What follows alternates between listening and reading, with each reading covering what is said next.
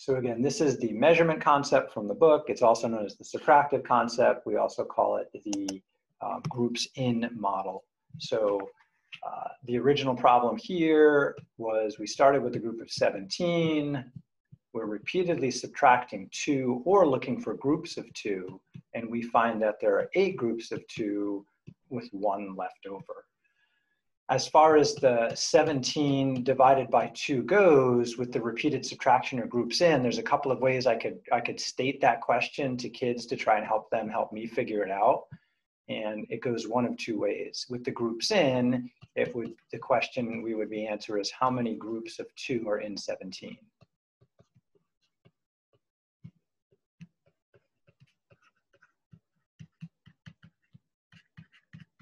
If we were thinking about the subtractive version of that for 17 by 2, it's a different question. So let's call that question A.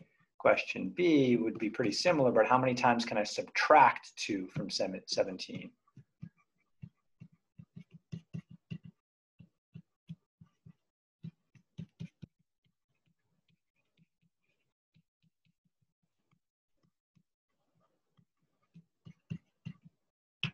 And we're only working with whole numbers here, so it's supposed to be kind of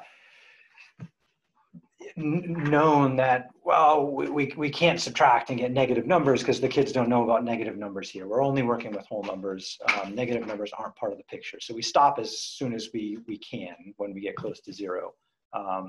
So aside from the picture with the subtractive model, we're going to actually do a bunch of subtractions. So 17 minus 2 is 15, and then 15 minus 2 is 13, and we're going to repeat this until we can't anymore. So eventually we're going to get down after a few tries, ... We're going to get down to like 5 minus 2 is going to be 3, and then, oh no, we're not going to get 5. We're going to get,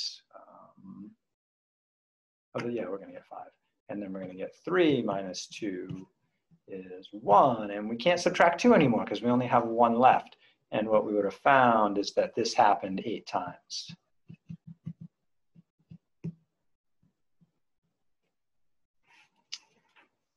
And that's like counting these groups of 2 in the picture up there.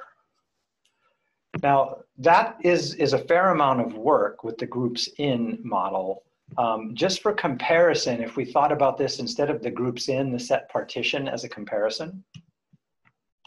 So let's compare that to the set partition model. The book calls it the partitive model for division. What does 17 divided by 2 mean under the set partition model? Anybody want to take a stab at what it means in this case?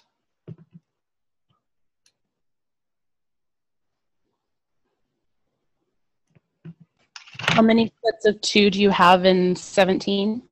That's still the groups in or subtractive model.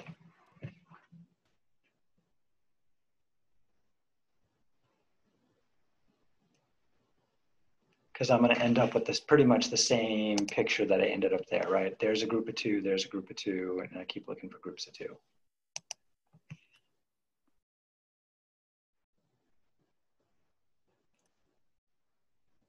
See, Avalie, did you want to try? I like, so 17 divided by 8, is that how you're trying to say it? No, the question is still 17 divided by 2. But what is 17 divided by 2 if we're thinking about the model of division that's the set partition model? Emma had a good answer in the chat, I think. Oh, I didn't see it. Okay, let me go look. Oh, there's 2 new messages in the chat. Okay, distribute 17 into 2 groups. Yes, that's what the set partition means. We want to break 17 into 2 groups.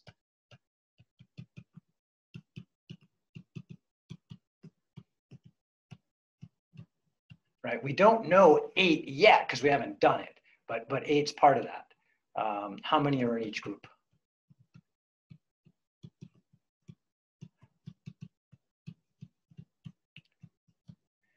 And so if I try to do that, basically I'm going to make like a circle here for one group, and here's my other group, and then I just say, okay, let's start counting, putting 1 in each group at a time, because they have to be equal groups. So 1, 2, 3, 4, 5, 6, 7, 8, 9, 10, 11, 12, 13, 14, 15, 16. I try to put 17 here, but then I'm done. I can't put it there. Oops, that can't go there. That's got to go out here. So there's 17 right there. So what I found is there are 2 groups of 8 with 1 left over. Oops.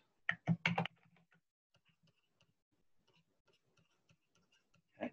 So in this case, I have 2 groups. There's 8 in each group. In the other case, I have 1, 2, 3, 4, 5, 6, 7, 8 groups, whether I view it as subtraction or groups, with 1 left over. So notice they're 2 totally different pictures. Here I have 8 groups of 2 with the subtractive model, and here I have 2 groups of 8. Right? So they're like I said before, the groups are kind of flipped in terms of how many groups there are and how many is in each group. And it's very important that you get the idea about the difference between how those 2 models work, and that they are different situations in reality. Sometimes in reality, a division is a partition. Other times it's a repeated subtraction or groups in approach to it. All right. So thank you very much for adding that, Emma. All right, so I think that's all the stuff about division I wanted to go over today. Thank you for asking homework questions. Next thing we need to do is talk a little bit more about exponents and order of operations, and then we'll do a little review. If you haven't stood up recently in stress,